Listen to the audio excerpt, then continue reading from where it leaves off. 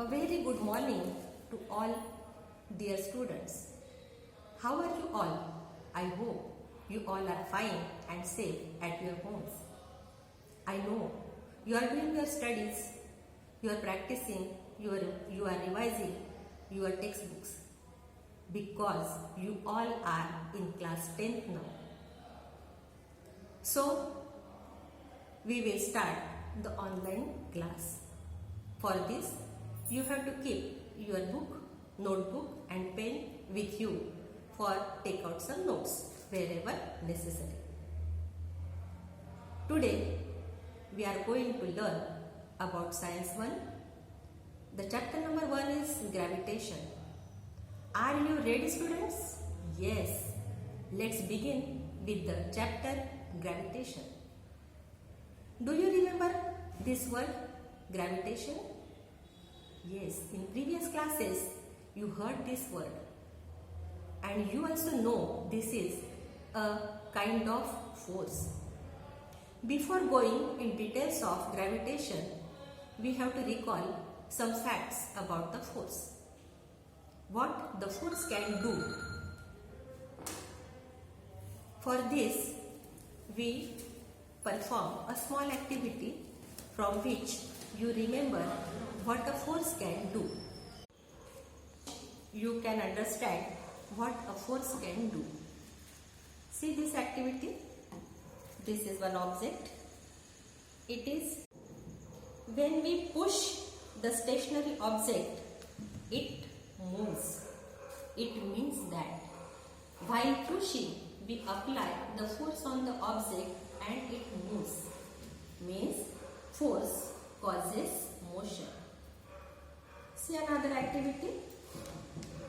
It's a moving object and I apply force here. What happens? The object stops. It means when force applied, it stops the moving object. Third activity. It's a moving object and when we apply the force, see what happens. When I apply force with a scale, it changes its direction. It goes back reverse. Means the force can do is, the third effect is, it can change the direction of the moving object. Next one is, see what happens when we apply a force on object. See, it changes its shape. It means force can change the shape of the object. So, students, these are the facts these are the effects which the force can do. What can force do? Just revise. It can move the object. It can stop the motion of the object. It can change the direction of the object and it can change the shape of the object. Students, can you tell some names or some types of the force? Yes, in previous classes you studied about some more forces. Which are they? Muscular force, magnetic force, electrostatic force and various kinds of force you go through. Let us consider one more example. You know that the fruits fall on the ground. Means fruits are moving from trees to ground. Is there any force behind this? Yes, this is the force which is applied by the earth and it is pulled towards the ground, towards the center of the earth. This is called as gravitational force. Sir Isaac Newton thought that if the gravitational force act on the different heights of the apple, did the force act the farther objects like planets and stars? And he thought and researched on it. For understanding one more force, the motion of stars and planets, we do a simple activity. The motion of planets, in which manner?